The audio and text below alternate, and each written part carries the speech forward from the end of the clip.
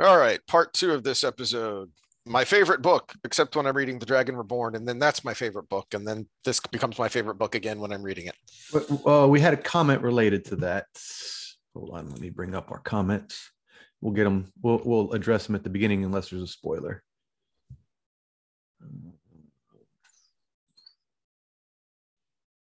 As usual, Scott is in the house. He said after we finished the Dragon Reborn, he said, "Now the intro is done. The real series can begin." There's something to that. I think the Dragon Reborn was you're right.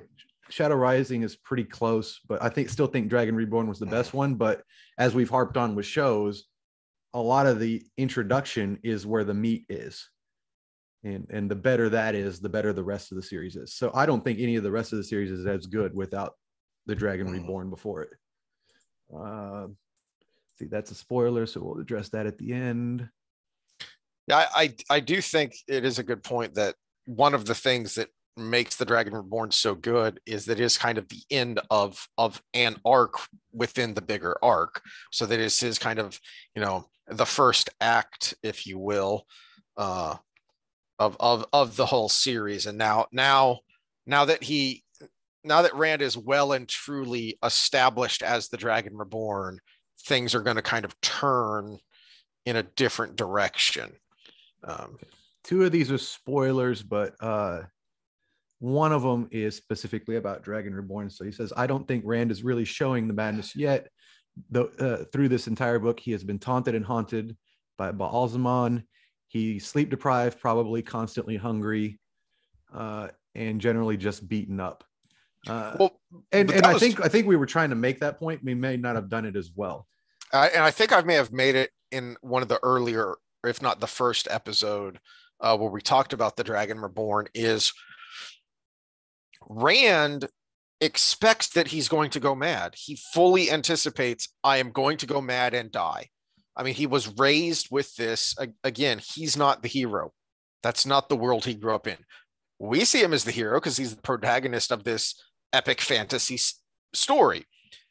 But in his mind, he's the villain of the story. Well, because Luther and Killslayer broke the world and killed his family. So he expects he's going to go mad, and now he's being put under extreme stress. Well, and we go back to the personality types and exactly what's happening to these boys. Remember, they're about 18 or 19 years old. So that's one. They left their village for the first time. That's dramatic. With Trollocs on their heels, who they thought were tales, fairy tales. So dramatic event number 2. Dramatic event number 3, he finds out he can wield the power, which makes him evil and tainted to begin with in his mind. Mm-hmm. So dramatic effect I skipped one. He's got a pretty good idea that someone's not his father. Dramatic effect event number 5. Now he faces what's basically a demon in this world. Dramatic event number 6. Every single one of these could make somebody mentally, give them a really raw form of PTSD, and even maybe make them feel a little schizo, because their reality that he had for the first 18 years of his life has been turned in so many different directions in the last couple months. As of now, 3, 4, 5 months, it would have taken him about a month to get across on foot the continent the way he did. So, just in the matter of, we'll say, about a half a year, 18 years of his life has been, any single one of those things would have thrown him over. And now add on to that, he's killed people for the first time. He killed a woman. All of these, every single one of those could drive somebody at least temporarily crazy. And he's got all 7 of those that I just named. He is having psychological breaks. Now, mm-hmm. I think to Perrin, Scott's point, we can go to Perrin to kind of contrast, because Perrin also got a bunch of mind fucks in this process, but he's also got a mental process to how he thinks about things. Rand didn't have that. Rand just had life as it was. and he Perrin has a puzzle mind. and he much more quickly than the others finds his support structure than much more quickly than Rand does, or even Matt does. To Scott's point, I do think that it is important to differentiate. There is a difference between what's happening to Rand so far and the psychological cracks and madness with a capital M, because there is a tangible outside force that breaks down the mind of male channelers, and we've had hints of it, because I think Tom mentioned about Owen. Yeah. About Owen, and just all of a sudden one day he started screaming about things that aren't there, so you will, as the story progresses and we see more of and learn more about male channelers, you will see that effect of madness with the capital M that comes from the taint, the corruption. Well, and this is not a spoiler because Moiraine's already talked about it. Yes. So she's already kind of given a little. We haven't gotten to the show part, but we've gotten the tell part. Essentially, these people are drinking a mind-altering poison every day that they can channel. So that is going to have an effect, and how much of an effect that's going to depend on, this is a bizarre tangent to go down, but it makes me wonder how physical of an effect it is, and how much the brain chemistry of the person would matter in that instance, because we do see later people that go mad very quickly, versus those who have held it off for a long time. Well, and that is, I think part of it is we see Rand's mental strength in this book going forward, because he overcomes those dramatic events that I talked about. So the trauma in his life isn't what breaks him. And if you can go through all of that without it breaking you, that is a testament to his mental fortitude. Yes. It just takes him a second to get around there because it all happens at once. But it's also going to fray his nerves, and it's going to explain, I think, how he behaves in the next handful of books, as he slowly, I'm trying to think of how to phrase this outside of spoiler. His personality is going to seem to change. But I don't think it's not really his personality changing. It's the rawness of his emotions because of what he's been put through. Does that make sense? Mm-hmm. That what he was subjected to through the Dragon Reborn is something important to keep in mind as we see how he starts to behave subsequently in this, what would be the start of the second act here of this story arc. Actually, I want to talk about this book at some point. I think I've mentioned it. I finally got around to starting to read it. It's about Ty Cobb, and I've mentioned it before that this guy went back and he basically rewrote the biography on Ty Cobb because apparently most of it was exaggerated or flat out made up by an a-hole journalist who had an axe to grind with Ty Cobb. But that's not to say Ty Cobb was not a prickly person. And there are reasons for that. Something I didn't know, his mother shot his father under slightly mysterious circumstances. There were questions about whether or not it was an accident, shall we say. So you add on top of that all the other things that he had to go through in his life. And that's, it's not to say that Ty Cobb was a nice guy. He was a very prickly person that routinely tried to settle things with his fists. But there's a reason for that. That's who he is. Traumatic childhood, traumatic young adulthood, and so it didn't change him, but it did accentuate certain negative aspects of his character. Not to derail from the book too much, but it's similar to what you just talked about. There's a man, basically, he's the guy that celebrity bodyguards go to train how to assess situations and be aware of them, or police or public like Secret Service, etc., come to him for training on how to identify and avoid deadly situations for their clients, or for politicians, or for again, police come to him, so if the politician's coming through town, they can be ahead of any situation. And so he's basically the guy who's known all around the country for doing that as the best. And when he was being interviewed, and one of the first questions was, how did you become so good at what you do? And the first words out of his mouth was, well, it started when my mother shot my father. Wow. And then he goes through the whole story of that, where I guess she had a lot of serious mental issues and drug issues, and father wasn't so cool either. And so he said, there's kind of two paths that go from there. You either become the same thing, or you've seen something and you have the experience, and everything clicks together of how could this have been avoided. And he said that's kind of been his obsession. After that, he ended up being, at a very young age, being an assistant, and kind of as an assistant bodyguard to very, very, very famous people. And then he just learned and kept going from there. And then, so it was kind of cool. But the first words out of his mouth, you said the mother shot the father under mysterious circumstances. He says, I was standing right there. And wow.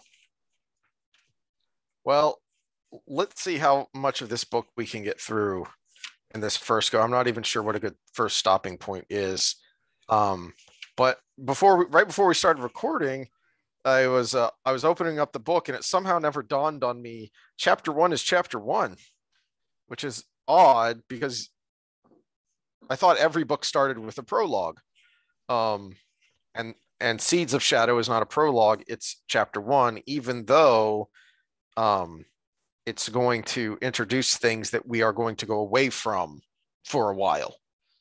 Which is usually what happens with the prologue, is he teases us with something that's not going to come up until way later in the book, or maybe not even at all in that book. And then we move on to the main part of the first story. So before we get to Tyr and what's happening with Rand after the events of The Dragon Reborn, we get a couple of different scenes here. Starting with Min, who finally arrives at the tower, having been sent away at the beginning of The Dragon Reborn by Moiraine to go report to Siwan what's going on. And she bumps into Galwyn and Galad, and we can.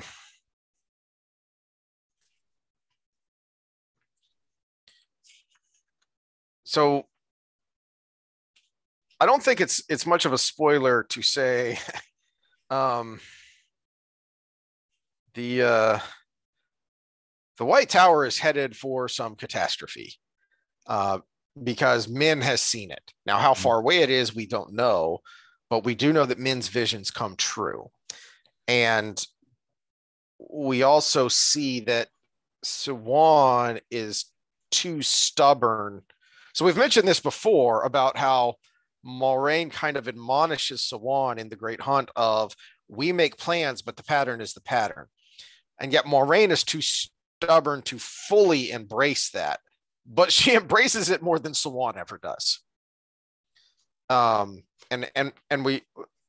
we see that in this opening with Min and Siwan thinking, oh, well, if that person's going to do that, then I'll do this so it doesn't happen. And Min is just shaking her head and thinking internally, it doesn't work that way. You can't stop it.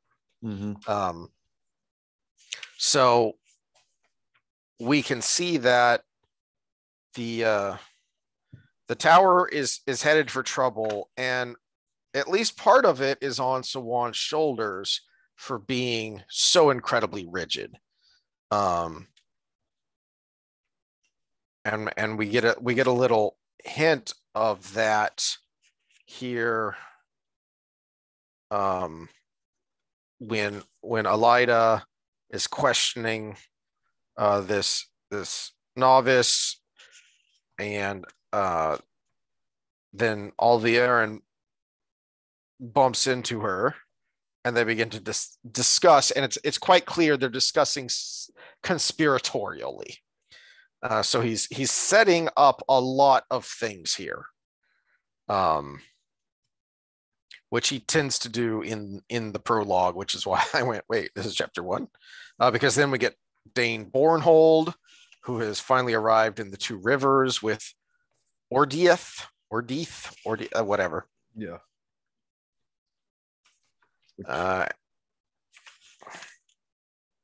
And then we even switch back to the Sanshin for a bit to remind us that they have not gone anywhere. Nope.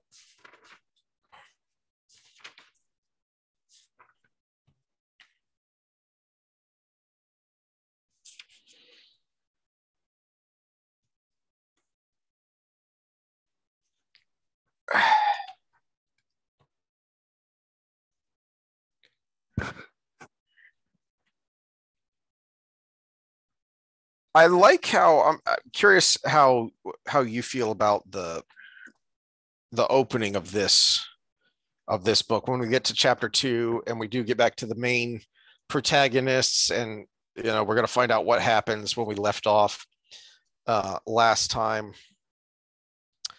I like that he doesn't start us with Rand. Mm-hmm. That we're going to our initial view of what's going on is going to come from someone else's perspective. Well, it kind of gives you a taste, kind of a slow segue from the last book where we saw almost no Rand. And almost when you're reading them for the first time, you feel like that's going to be the way it is as you go forward. We're going to hear about Rand through the eyes of Perrin and Mat and Egwene and all of these people, which there's some degree of that. He shifted from all Rand in the first book and almost all Rand in the second book to almost no Rand in the third. And then we start with a different perspective here. But I think it almost is like a slow, like a soft transition versus just going right back to Rand after the last book. I think that's part of it. The other part is we need Perrin's thoughts on this because he's the thinker. Mm-hmm. His plot line is going to be a major point through this book, and that's going to include his having finally embraced his feelings for Faile, and they are now clearly in a very comfortable and familiar relationship, which includes him growing a beard that he doesn't like. Well, I like we have another moment where he's like, I wish I was Mat. He knows how to handle these women. And we get another moment from Mat coming up on exactly how he handles the women. Yeah. And right off the bat, we're going to get, and I don't think it starts off this way, but you get it on the reread, because Faile is going to come across as kind of arrogant and annoying at first. And I think that's on purpose because she's complimentary to Perrin. Perrin is the one who ends up with someone truly complimentary to be his, companion and helper, his supporter through his story arc. Because Hopper is a teacher, but he can't be a companion. He can't be complimentary. His way of thinking is just too alien. Well, and he has to be the same thing, only better at it, to be the teacher, to be the mentor. He has to do the same job, just be the one that's been doing it longer, mentoring the student. And right off the bat, Faile is concerned for Perrin's status and him sticking up for himself is what this boils down to here. Of you should have better quarters. Well, it's not just a materialism idea of, we should have bigger rooms and nicer sheets. It's Perrin isn't really going to, well, he will, and this is where she's complimentary, not overpowering. Is Perrin will stick up for himself. He does. We saw it. We mentioned it in the last book when they first got to Tyr, and Perrin stood up to Lan and Moiraine. And so he will when he thinks it's important. Faile has a different comprehension of what is important. And Perrin sometimes needs that to push him along in certain ways.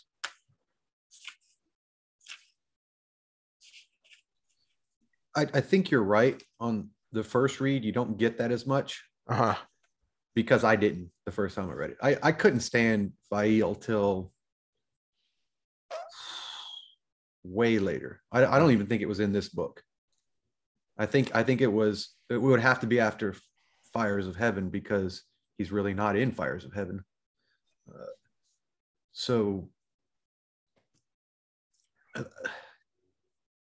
Yeah, it took me a long time to be like to actually embrace Faile as a character.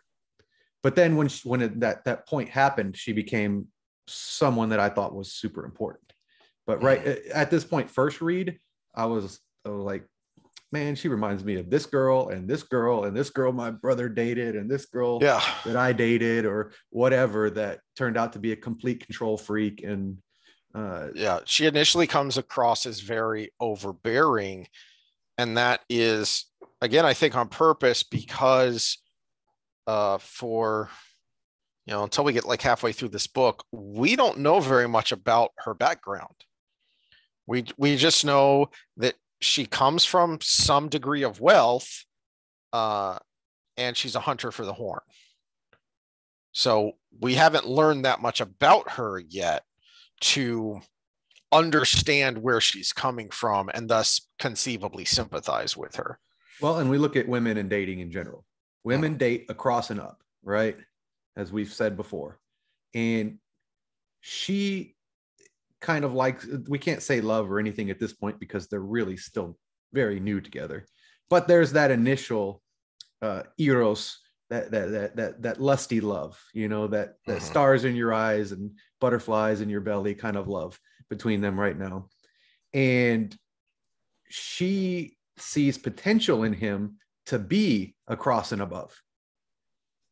And she's trying to help him grow to that potential. And that's when she flips the switch from that bitchy girl that is overbearing to, if he had gotten to the point that she's trying to get him to and she stayed that way, it would be, she would be that person. But when he finally does grow, you see that, and you see the good intentions behind it. And I think we could say that without it being a spoiler, other than the fact that they both live long enough for that to happen. But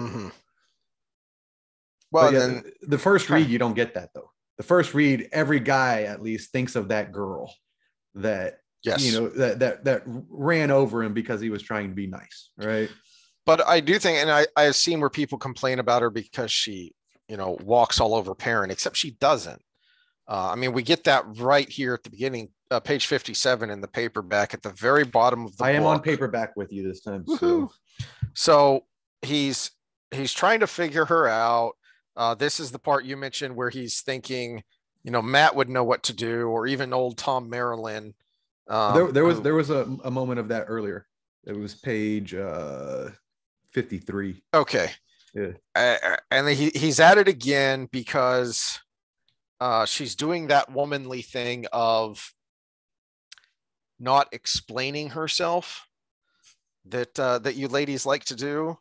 And he puzzles it out, because that's how his mind works. But Faile was the only woman Perrin wanted, but sometimes he felt like a fish trying to understand a bird. He knew she wanted him to ask. He knew that much. She might or might not tell him, but he was supposed to ask. Stubbornly, he kept his mouth shut. This time, he meant to wait her out. You know, and we actually get this, later, so I won't go too much into it. But I mean, Perrin even makes this point of, I don't let her walk all over me. If it's something important to her, I do it for her, or I let her have it because she's important to me.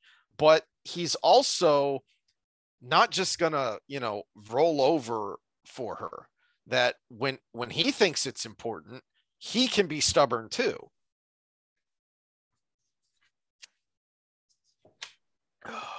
And then the shit hits the fan. And then things get weird. I really like this chapter and how he frames it with the cock crowing. Mm-hmm. When he goes back and forth. Well, and again, not only that is Faile shivered and hugged herself. My nurse used to say that meant death coming. And there's so many little nuggets of these old wives' tales actually being something based on true evil events or true. Yeah.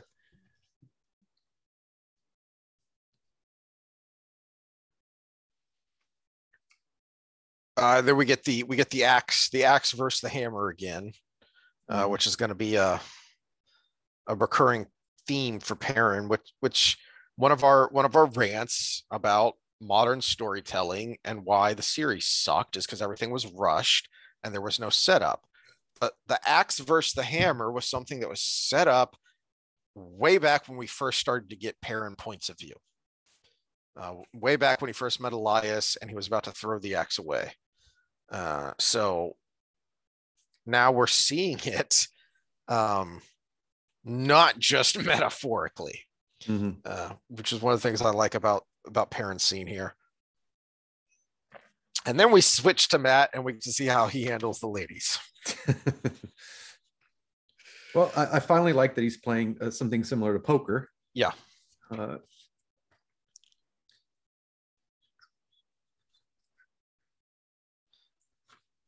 Which reminds me, I need to get that book back. Thinking in Bets. Well, Matt definitely does here because he thinks to himself, am I willing to be embarrassed for this pot? Because I know I can win it. Yes, fine. I will embarrass myself in order to keep them playing.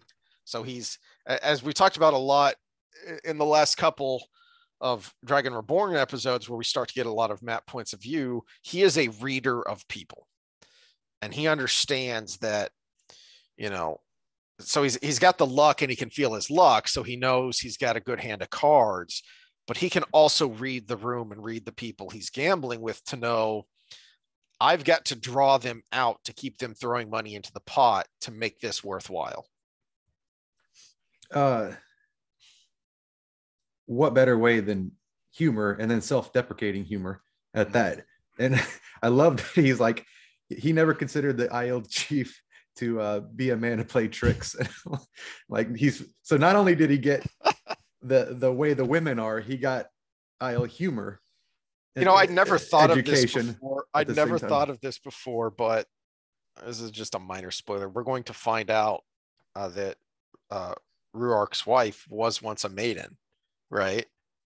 So it makes me wonder if that's why he played the trick on Matt, and that's how he knew, because he'd done it when he was trying to court his now wife. Kind of like Mother Gwenna in the Dragon Reborn and her dunking people in the rain barrel, and nobody ever talks about it. They actually send her more people to do it because no one wants to admit that they've done it until they get someone else to do it.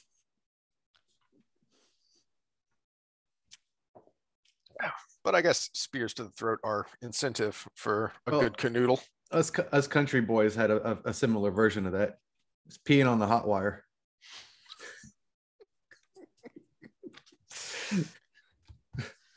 For those that aren't familiar with South Texas, but you put electric fence around so your cows can't get out, and you always convince the youngest kid to pee on it, and you never do it again.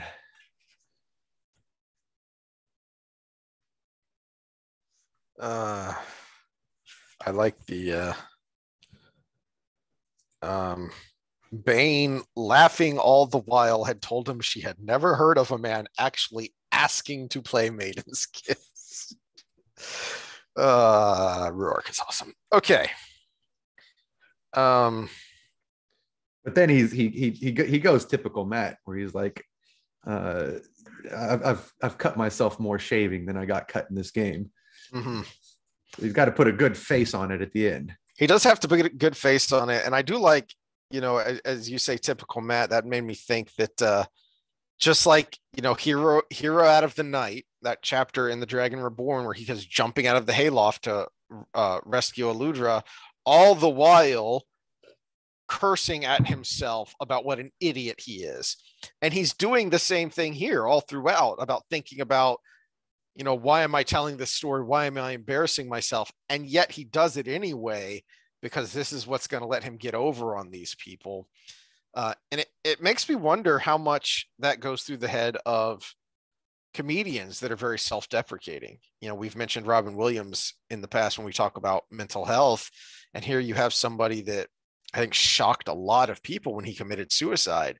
And that you have to wonder what's going through the head of someone like this when he's making self-deprecating jokes. Is he also cursing at himself for relaying this embarrassing story to people? Being a fan of using that kind of humor to make new friends, personally, I don't feel that. I feel I feel it's more of a system of that we've talked about, the difference between shame and guilt. And I almost feel no shame with anything, but I can feel really, really guilty about things. I think Matt's kind of that same personality. Mm-hmm. He feels a little shame. That's why he's like, why am I even saying this? But that's the lesser evil. The guilt he would feel about passing up an opportunity is the greater evil. And he sees the opportunity of this pot. So I can deal with a little bit of shame on the back end of that. Mm-hmm. But I would never forgive myself by letting him walk away. And I think that has more to do with it. We talk about Robin Williams. He was on that schizophrenic range. Yeah. That probably had more to do with it. But I'm not going to get in the head of other comedians, but just from my own experience using humor to kind of have my place in a crowd, it's more of I would rather, people laugh at me a little bit. The old laugh at me or laugh with me, they're still laughing, is kind of the motto there. I think most comedians would feel more horrible if the room didn't laugh than if the room laughed at them. Yeah. Yeah.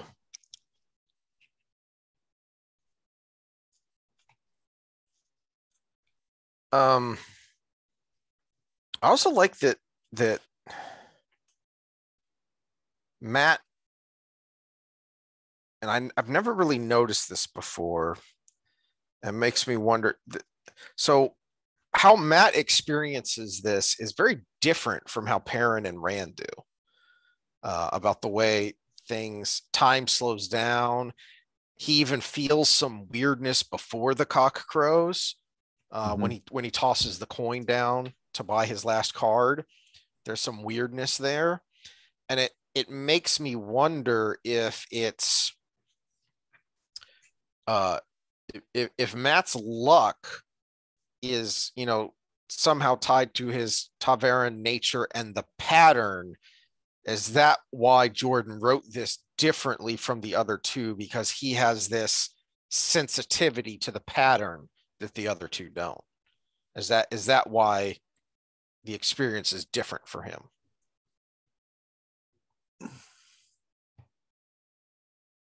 Because as we're going to discover here in the next chapter, when Moiraine comes in and explains things, is these bubbles of evil are miasma of chaos that are attaching themselves to the threads of the pattern. and that's the Dark One's influence over the order of the pattern is this. And if Matt is more sensitive to the pattern, then he would experience this differently than the others. Well, we talk about him in his fighting prowess going forward in the books. This might be one of the main reasons why it exists. If me and you square up and all of a sudden for some reason you slow down by 3 ticks, it's going to be a pretty damn easy fight. Mm-hmm. And I'm going to seem pretty damn awesome. Yeah, so, it's why fighters spend so much time on conditioning, the good ones anyway. Yeah. Well, and so I think it has to do with his Perrin, and it has to do with his luck. And what was the anime? Good thing luck happens to be one of my skills.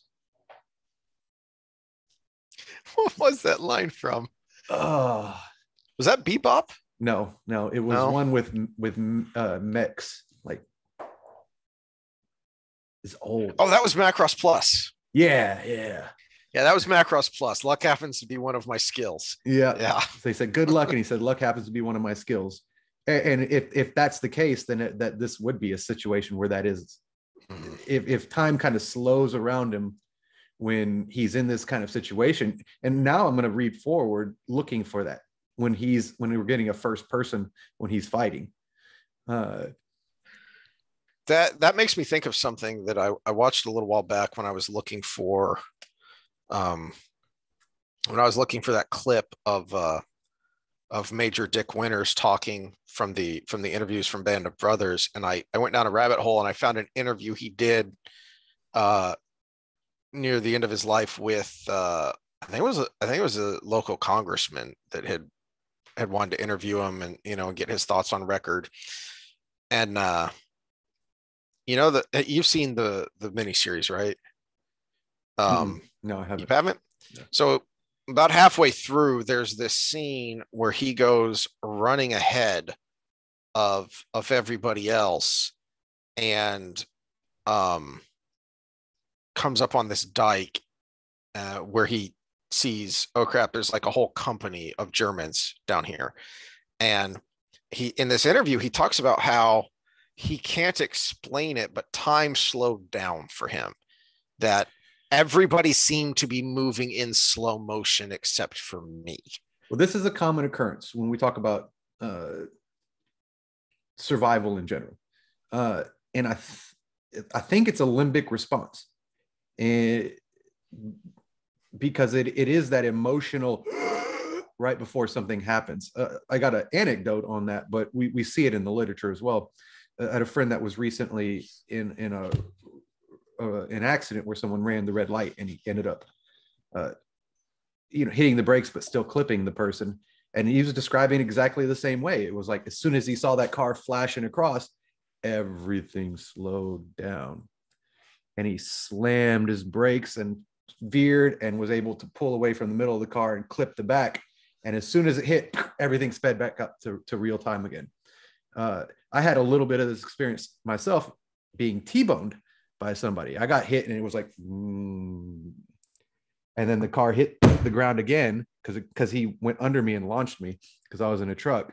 And as soon as I hit the ground again, everything kind of and hit right back into real speed.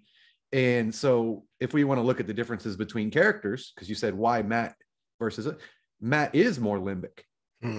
He is more whatever's happening, I'm responding to my environment around me, where Perrin is the thinker, right?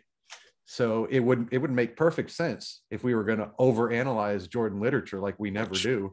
Right. Matt would be the one, Matt would be the one where everything slows down more for, because his. So let me give a backdrop. If you don't listen to our biology, sociology lectures on these, your limbic system actually gets cues from your surroundings before the cognitive system. So if I look and I see a snake, I'm going to jump before I actually register that I saw a snake, because my amygdala got the same signal as my ocular cortex, but faster. And that's good for survival because seeing it and then jumping is too slow. Been there, done that. Yeah. Yeah. So if you ever go blind, by the way, I hope nobody in our audience ever goes blind. But if you go blind by means other than you were born that way, and you all of a sudden start hyperventilating, don't take another step because something dangerous is in front of you that your amygdala can still see, but you can't because there's two separate signals. So we diverted a little bit, but that's a backdrop for if we were to say Matt is the more limbic of them, it makes sense that in a fight, when everything gets thrown on that fight or flight reflex, he's going to slow down more than someone like Perrin, who is going to think his way through the battle. In fact, Perrin actually starts cognitive and then gets emotional when he starts hating the axe. Mm-hmm. So he almost goes in a reverse direction. But yeah, it's ta'veren. It's not what we just said. Yeah, but this is the roads we go down. Speaking of Rand thinking of himself as the villain in this story, I'd forgotten because he has the pleasant dreams about the ladies, but before that he's having a nightmare of being prodded with a sharp stick on the way to the Amarillion, being pushed forward, push by the. So not only is he the villain, not only is he fated to go mad and die, but then we see this inherent resentment towards Moiraine in particular and Aes Sedai in general, because they're in a hurry to get him there and control him. So that's only going to add to those, raw nerves that we were talking about at the very beginning here.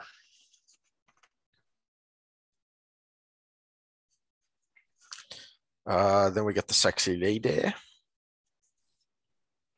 Sexy lady. Oh, were we? Yeah, page 76.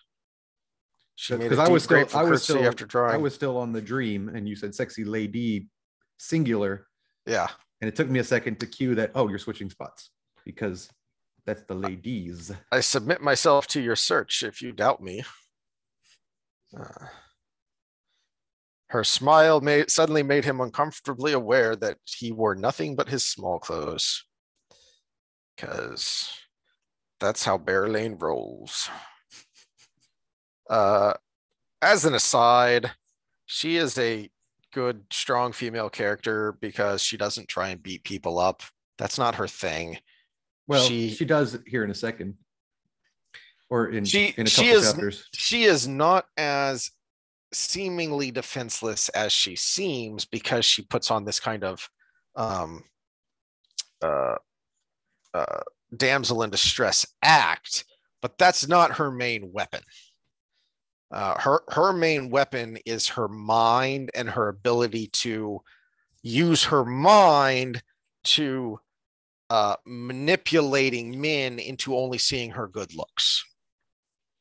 That's why she's so good. That's why she's so strong.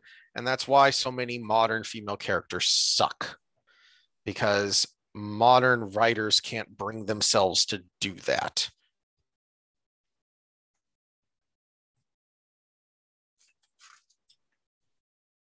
Do you have any thoughts on the weirdness of what happens here at the end of Rand's little bubble of evil encounter? At the end of it? The way he absorbs them? Yeah, that was kind of weird. And her being extra freaked out of, which one are you? I really didn't get that one.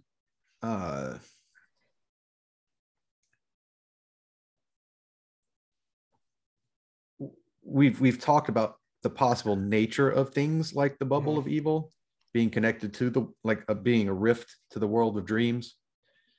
That might have something to do with it because, again, we talked about last time, essence in the world of dreams versus reality. and it might have taken something from him to make those. Since they were reflections that then stepped out of the mirror, you know, just like in Army of Darkness, another great dramatic moment in storytelling. Yeah, I really have no other thoughts on how that probably played into it, because it was a little weird, but our talks of being reflections of the world of dreams, or the other way around, again, it might have taken something from him for them to be created. Did it go into any moments of weakness when they came out where he felt different, or did it just talk about them coming out? I don't remember it doing so.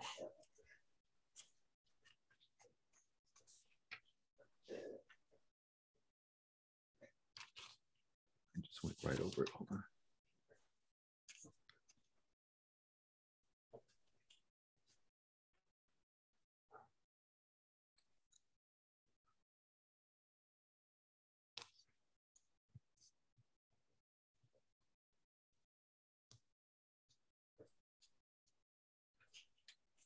He did feel, he did feel something flowing into him, and he did feel better when he absorbed one. Yeah, page 83. Suddenly the small figure burst like a bubble, and he felt something flow into him from the bursting, some little portion of his lost strength.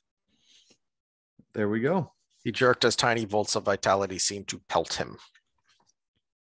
So so technically they were him, not just reflections of him. And which again makes sense if we talk about Bubbles of Evil being partly a thinning of that pattern between the world of dreams and Jordan. How did it take me? I don't know. How many times did I read this book? What? Book 4. Let's see. The first time, then when book 5 came out, when book 6 came out, when book 7 came out. When did I stop reading every time, everyone? 8, 9.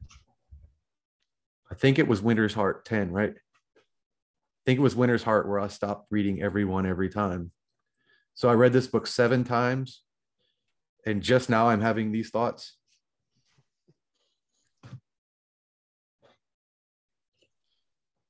I was younger then. That's why I procrastinate, because by the time I do it, I am older and wiser. Exactly. It's a strategy.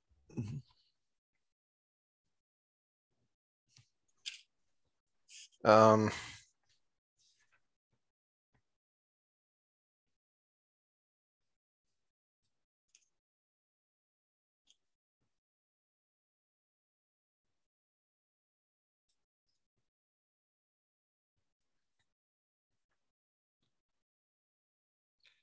course, he draws the typical conclusions, which I don't blame him in that instance, that it's probably the Forsaken coming after him, until we get a little bit more from Walrain.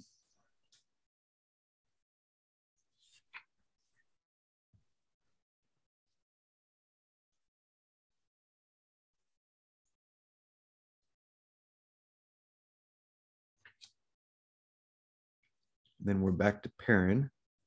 The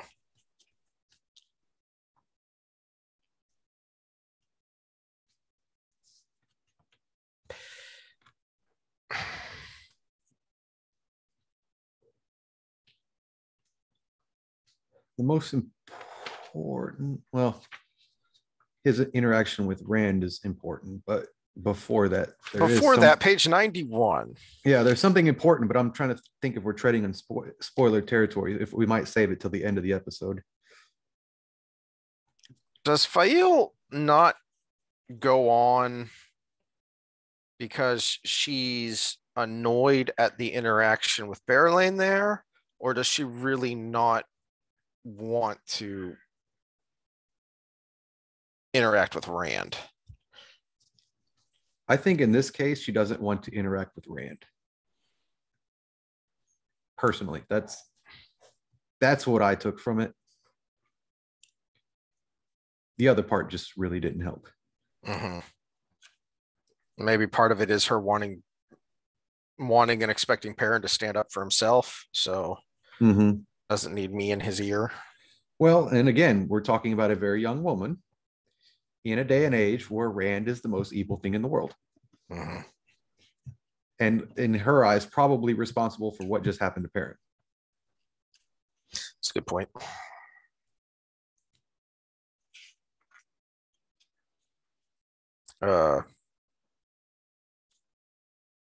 I do like his interaction with Bane and Chiad, and it's really nice that this is from his perspective, because obviously he is wary of them, but that's not going to stop him from just picking them up and moving them.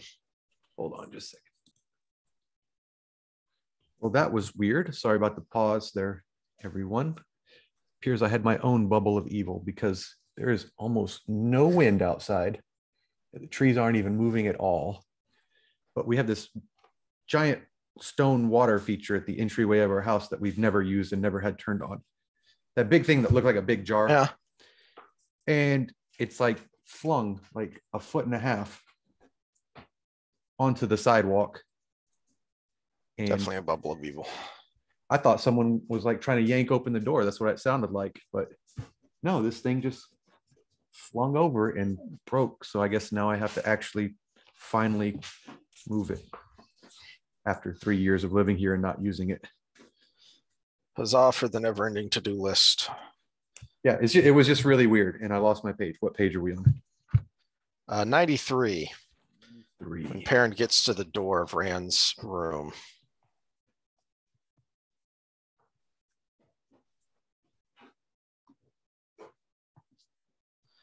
Yeah, as I was saying, he's calculating that. Yeah, repeat your last statement, because I was looking out when you said that.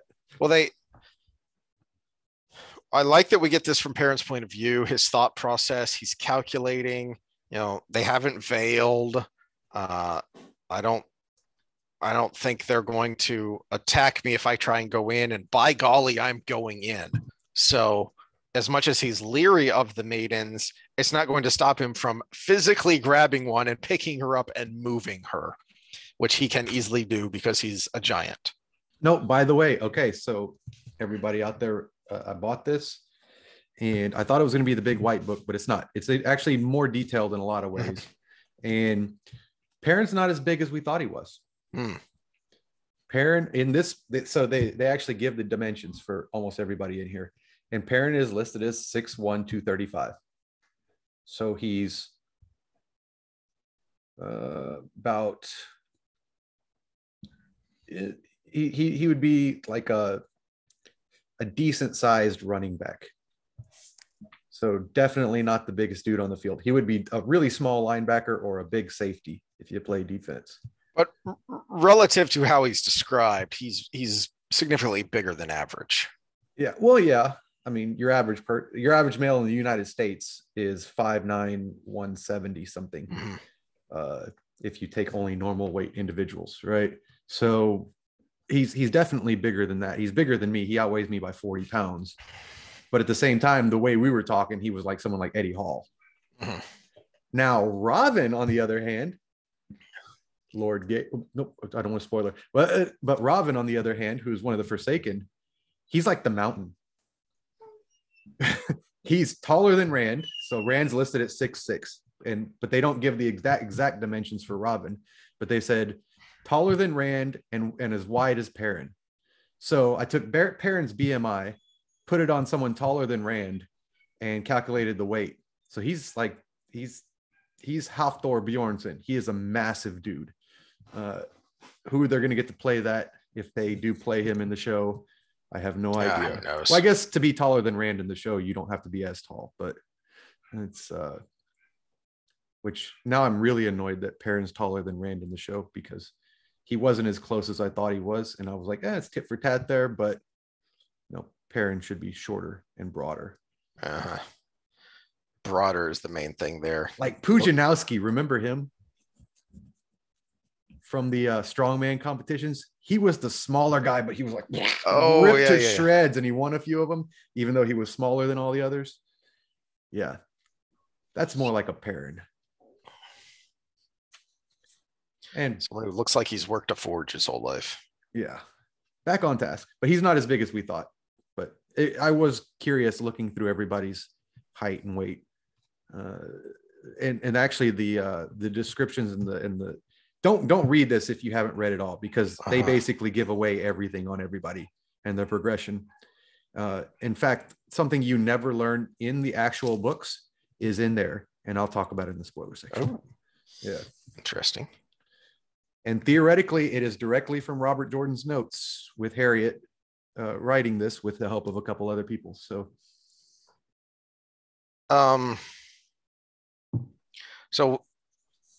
my only couple of thoughts, and I think this should be our last chapter for now, because it switches perspectives, and we spent a long time rambling. And we're about the hour mark, which is where we usually go to spoilers. So I like that a couple of things here in this interaction is we're getting an insight into Rand's thinking, but Jordan doesn't want to spoil it yet, so it's not from his perspective, which is page 95. When Perrin's asking Rand, what are you going to do? What they least expect. Rand's eyes looked like morning mist covering the dawn, blue-gray with a feverish glow seeping through. His voice had a knife edge. That is what I have to do in any case, what everyone least expects. So he does have a sharp mind, and so he is trying to calculate and think and be strategery and think through, but he's also feeling harried. Mm-hmm. That's why, as we see when Moiraine comes, he won't even tell Moiraine what he's doing. Well, not yet. Okay, no, I'll save this for the spoiler section, but it's something that has to do with the comment we addressed earlier. But then when Moiraine shows up, she actually has something of a different tone than before, where she's trying to teach and instruct. When she's talking to Rand about embrace the power so it'll make it easier to heal, here's why. So she is trying to teach and instruct, but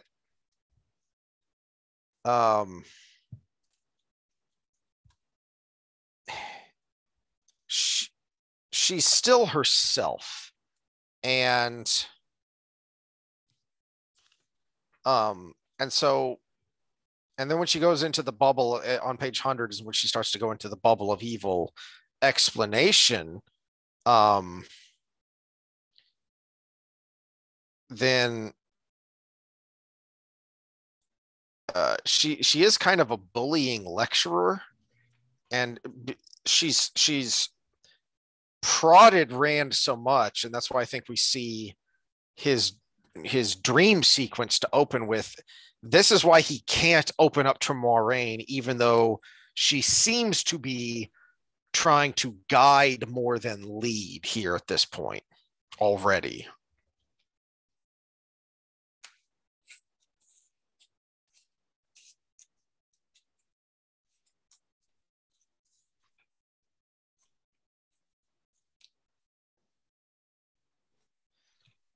We do get a little bit more of Rourke's fatherliness here. And then you get a connection, which I think is important going forward too, that him and Lan have their exchange. And they're both trying to be this role, but they're not jealous of each other for it. Mm-hmm. But they do kind of inherently size each other up whenever they're around. Mm-hmm. But again, that eases when Rand does his stupid thing, and then Lan makes his offhand comment about him being a child, and Rourke comes back with another one about him being young. And then page 102 down near the bottom is, as Lan says, he's trying to find his own way. Uh, and to that point, uh, don't try to harry me, Moraine. He was blood filthy, half naked, more than half leaning on Calendor to stay sitting up, but he managed to fill those words with quiet command. I will not run for you either.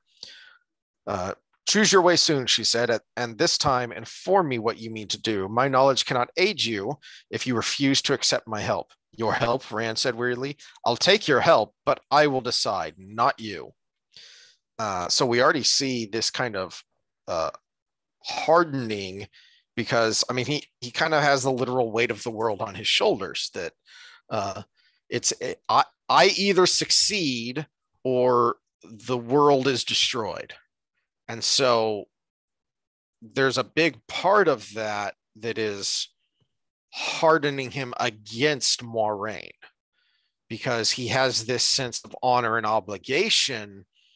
And so ultimately he needs to decide, because it's his responsibility. And he feels like she just wants to lead me around by the nose like a bull with a ring through its nose. And it's right away we're really kind of setting up the dynamic between the two of them for the rest of this book, just right here in this scene, which is doubly important, because not only are we setting up, but then we're seeing the culmination of what we kind of saw at the very beginning of The Dragon Reborn, when Perrin shows up to the camp of the dragon and goes up to Min, and Min says that, they've been arguing again. Well, he's not really arguing anymore. He's saying what this is, because I have to be in charge, so I'm going to be in charge. Mm-hmm.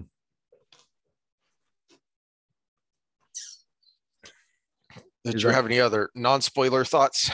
Not really non-spoiler thoughts. So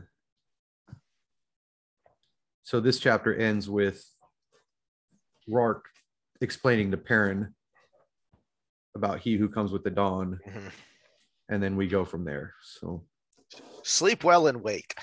That's the ideal way of saying good night, is to hope that you actually wake up. That's a hard society. All right. So we will go to the section where we do spoilery stuff.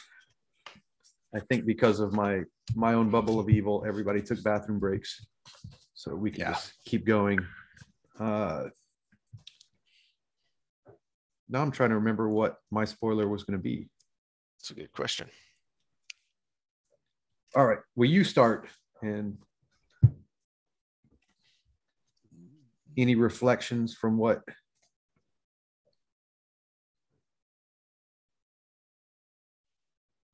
Well, to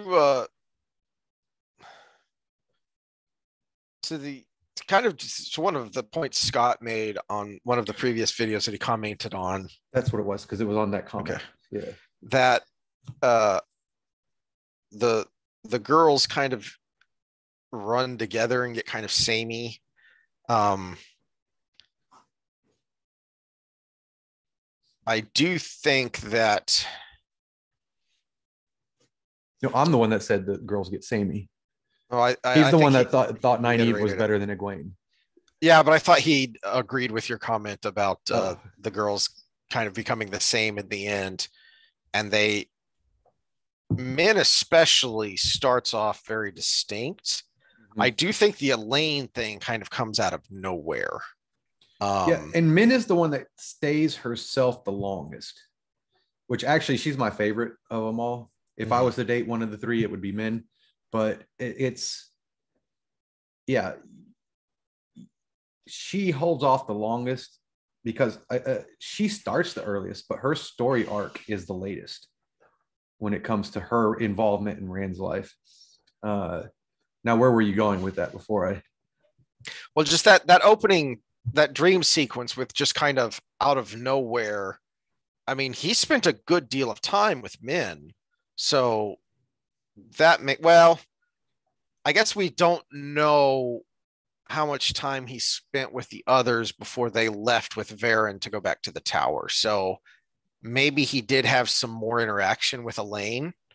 That's something that I think we have to guess or deduce at. It is maybe something that could have been put in there to set up these relationships more later. Because the dream sequence is kind of setting up. Let me go back to the dream. Do you remember what page that was? Yeah, the dream sequence is kind of setting up his relationship with them, especially Elaine, since that's the one that's about to happen here, about to get started here. But it kind of comes out of nowhere. 73 is where it starts with the. And it's just those two, right? Mm-hmm. Or was Egwene in it too? No, he just thinks about her. Yes, he thinks about her. Okay, so it's just and kind of feels guilty for having a naughty dream about two ladies. Well, but let's not discount that the chemicals behind that initial attraction too, and then think of the ways he met Min, and then there has to be some stream of consciousness, even though he was passed out, with her warming him and everything, especially since threads of the pattern are so much of a theme here. So that had to play into it. And then Elaine, think of the circumstance that he met her in. He's not only seeing one of the most beautiful women he's ever seen, but she's a princess. He met his first princess. Yeah, something out of a story, quite literally. And he probably was like having under the surface horny thoughts, to put it lightly, while he was in this situation where he couldn't think about things like that. And then later on, they probably hit him. He's like, ooh, she was hot, you know? Yeah. So he does. There are a couple of times where he thinks about her, but I do think it is a little bit of an omission on Jordan's part that we could have had a little more information there about if he had actually no, I think when he wakes up they've already left, haven't they? Because he's unconscious for days after his fight with, so they've already left. So he doesn't really have any interaction with Elaine. So it has to be that initial interaction. And but again, we're talking in a world where threads weave, and the dreams have so much to do with that. And I mean, he's got to have at least a little bit of a dreamer in him to some degree, because he's loose there. He's loose there in Kinslayer. Look at all the Forsaken; they have command of dreams to some degree or another. Some better than others. He is one of those people. So it's reborn. He's one of those people reborn. So he there's got to be some connection to the pattern, and plus his being Ta'veren, that he's inevitably going to have prophesying dreams of some sort. Yeah. Well, what was your thought? Since I okay, so it's back to Scott's comment of he doesn't think Rand is showing the madness, right? Mm-hmm. So this actually, so now let's Saki back to your comment about starting with Perrin in the viewpoint. I think one of the tools Jordan is using here is that end scene where Rand does seem a little bit ravenous, a little bit off his rocker. If we did it from Rand's point of view, you would know his thoughts. And I think Jordan wants you to think he's a little bit frayed right here, where if we saw it from his point of view, you would see that he's just harried. He's just desperate. He's just all these other things other than crazy. Where I think Jordan wants to give you that element where he might be going a little bit crazy.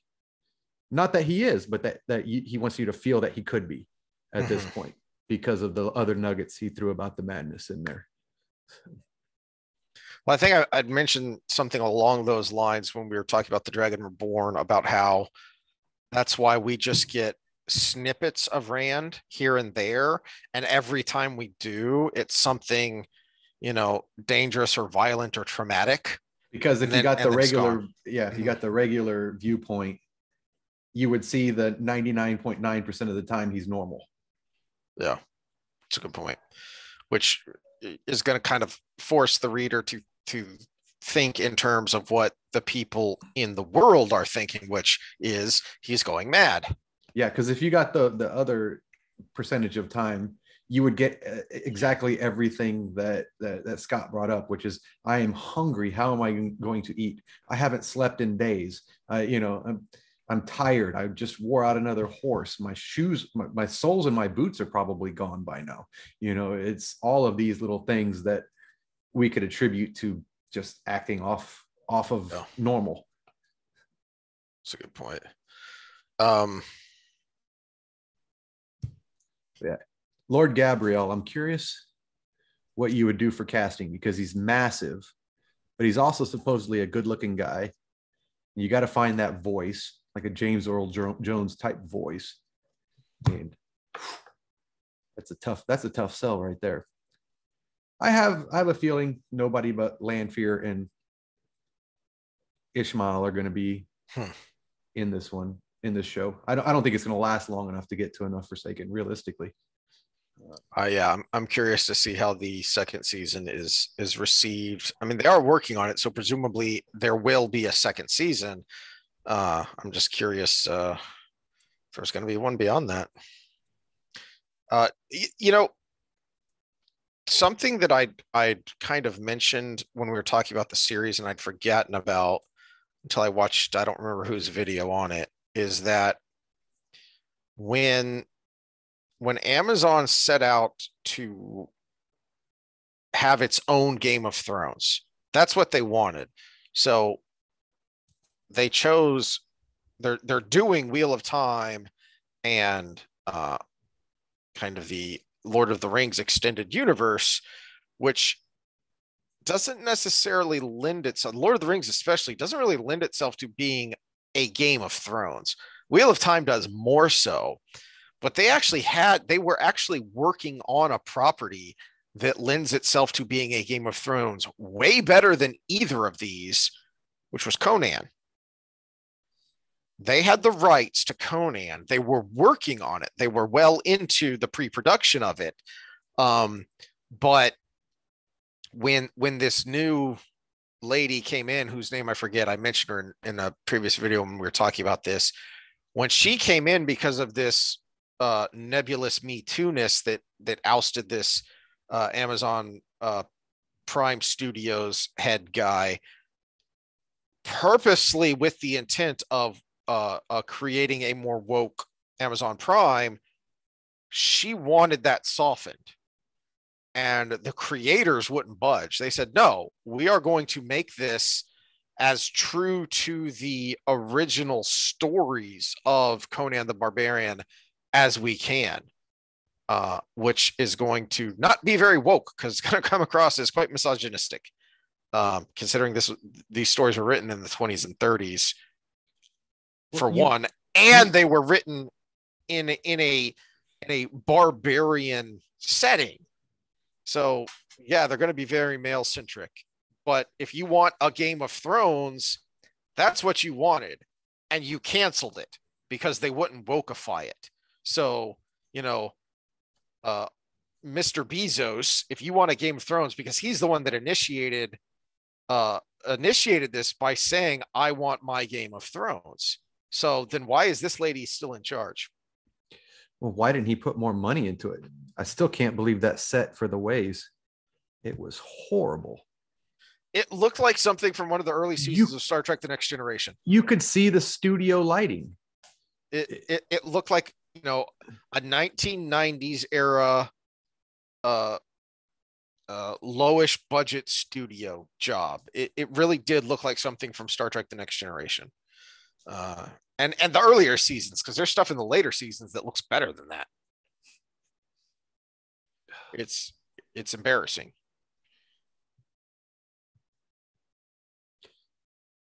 The other spoiler I had, tell me if it's in the books, because I might have just missed it, but Grendel kills Asmodean. Mm-hmm. I didn't know that from the books. When did that come up? She doesn't admit it outright, but there's an interaction in I believe it's the Towers of Midnight that basically tells you that she did it. Because I think it's something that Morden says. I think he's the one who's talking about basically Grendel making a habit out of killing other Forsaken. Okay. So I did completely gloss over that one. They don't say it outright, but it's as close as an admission as we've ever had. Okay. Well, it tells you outright in the companion here. So if you suspected it from the books, you are vindicated. That is a major spoiler and a major point of argument for a long time. And so because it's written as death took him, and everybody was like, was it Shatter Heron? God, no, I wouldn't be that corny. I think that's his literal quote is, I wouldn't be that corny or something. Well, and the other one was, did Shatter Heron take him and not actually kill him? And he's just captured. So it's a play on words. And he's like, no, he's dead. If the companion is going to say things like that straight out, then there are some major spoilers in there. So stay away from it if you're, if you're listening to this section, you're probably part of the reread crowd, right? So, but even at a reread, I would, unless if it's like your second reread, I'd still say, go ahead and get it for after your second reread to see if there are any unanswered questions that you missed. Because that's part of the fun of Jordan's very complicated web of writing, is trying to remember all this stuff and figure all this stuff out. Well, that's why we overthink it.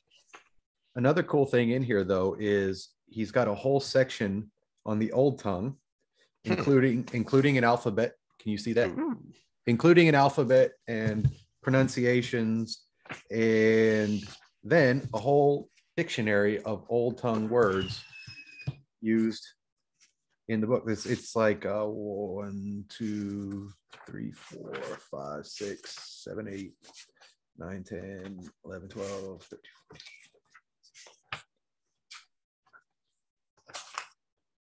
It's a lot of pages. 20, yeah. The first and last being partial, 20 pages of, there's more. 21 pages of just straight up on the Old Tongue. Cool. So it's pretty cool. So, all right. I'm going to study that section, and I'm going to watch that damn series again and see if they're freaking using it right. Because you know how they did the Elven in Lord of the Rings and everything, and a lot of the fanboys and girls were like, yeah, they pronounced this wrong, or they said the wrong phrase here, or whatever. I'm going to be that boy. Yeah, why not? Why not? Because not like I have other things to do with a full-time job and the other parts of this podcast, but that would be fun. All right. Anything else before we go?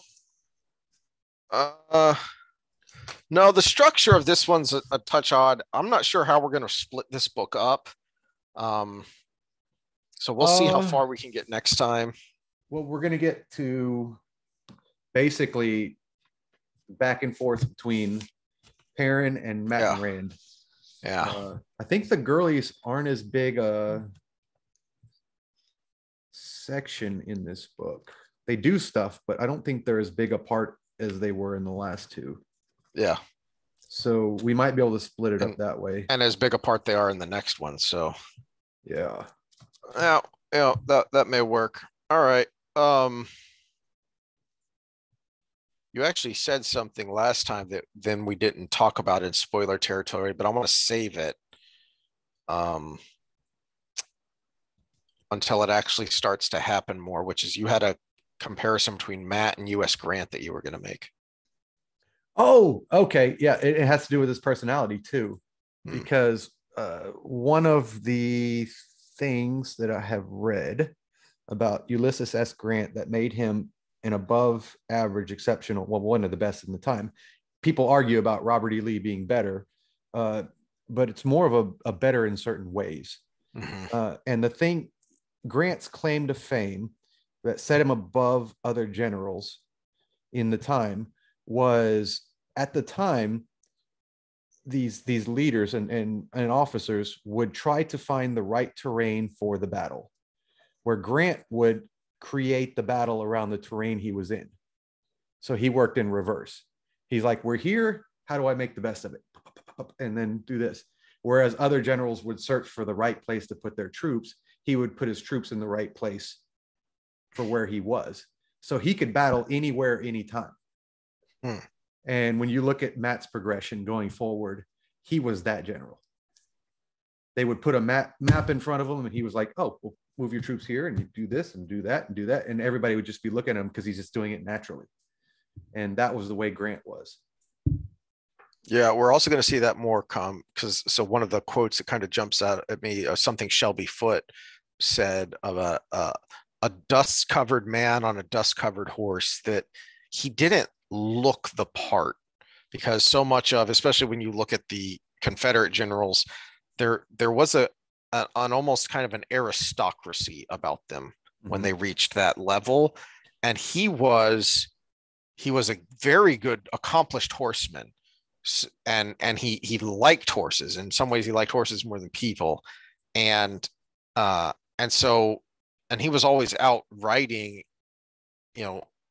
with his men and between his different commands. And so he didn't look the part. He was not courtly. He was not aristocratic. He was very much an everyman, which is one of the ways he was able to get the adoration and loyalty of his men, which is something we'll see. Add another layer in this. I'm sure Jordan said something about this, because he did talk about influences for his characters a lot. So I'll look for that before the next one. And if anybody's seen it and already knows where to look, put it in the comments. But we can also go back to the Grant quote. I was only successful at two things in my life: war and marriage. And we look at Matt, he's basically a screw up, except for his ability coming forward as we get into this book, and his courtship of Tuon. Everything else in his life, he's kind of a jokester and a screw up, but in those two things, he's the best in the world. So yeah, very interesting comparison. All right, well, we'll leave it at that, and then we will see y'all next time with more stuff. We're going to try to make it more fun next time. We'll do Wheel of Time as we've been doing. And for those that watch both, we'll probably stay out of politics as much as you can these days and do something fitness related. We may rant a little bit, but we're thinking of some topics. If anybody has a fitness question in here that follows both, leave it in either this one or part one's comments. All right. Then we'll see you all next time. All right. Later.